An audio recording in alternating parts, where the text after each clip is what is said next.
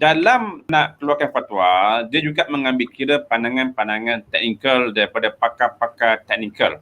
Jadi apakah pandangan Dr. Mas sendiri tentang penlibatan penyelidik ni dalam nak mengeluarkan fatwa, terutamanya kepada fatwa-fatwa yang berkaitan dengan pharmaceutical ni?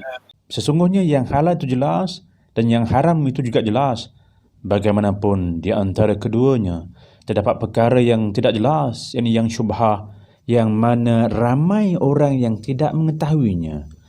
Okay, menjawab soalan Ustaz ni, saya rasa peranan penyelidik dalam pengeluaran fatwa ialah untuk membantu menjalankan penyelidikan yang teliti dan lengkap. Okay, supaya satu isu yang kita nak fatwakan tu dapat dilihat secara inklusif dan komprehensif. Okay, apa yang saya maksudkan secara keseluruhan dengan terperinci.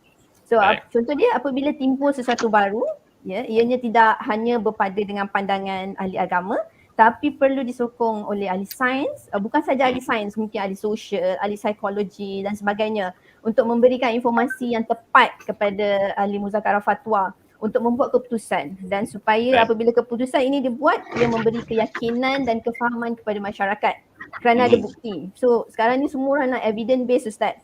So apa bukti dia? So ini kita nak supply the evidence. Okay. Sebagai contoh dalam isu vaksin, rasanya saya dah dengar daripada beberapa siri lepas daripada Encik Fahmi Hassan dari KKM. Ini rakan sekelas saya sebenarnya ni. Jadi bagaimana pihak NPRA mengumpul dokumen pendaftaran vaksin seperti clinical data, efficacy study, side effect profile dan mempersembahkanlah dokumen ini kepada pihak majlis fatwa bagi dinilai dan seterusnya memberikan fatwa yang bertepatan.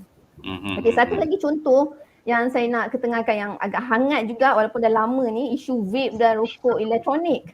So kalau kita lihat muzakarah fatwa telah memberi pandangan hukum bahawa vape, rokok elektronik adalah haram. Nanti dalam sekitar tahun 2015 macam tu. Okey, pengharaman ini tidak hanya dilihat dari sudut pandang agama, tapi kalau kita tengok dokumen dia tu, dia disokong dengan maklumat lengkap dari kertas kajian KKM. Okay, bagaimana vape ni memberi kesan negatif pada kesihatan. Jadi maklumat yang disampaikan tu cukup untuk individu membuat keputusan. Okay, untuk menerima keputusan ini dengan sewajarnya lah. So selain daripada itu, saya rasa penyelidikan yang dijalankan ni, kalau kita tengok daripada dua contoh ni, dia dilakukan secara literature review.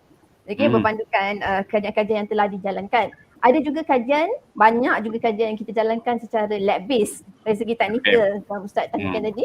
Okey, kajian begini dijalankan secara bersifatnya berterusan. Okey, ini selalunya kita melihat kepada pembangunan metod baru dalam pembuatan ataupun pemprosesan. Okey, metod baru dalam analisis. Okey, macam yang seperti kita semua tahu, fatwa ni bersifat bukan fleksibel tapi mungkin dia bersifat anjal. Dia bersifat anjal, dia berubah mengikut keadaan semasa, tempat, keperluan sosial. Oleh itu satu fatwa tu tak dikeluarkan kekal sebegitu buat selama-lamanya.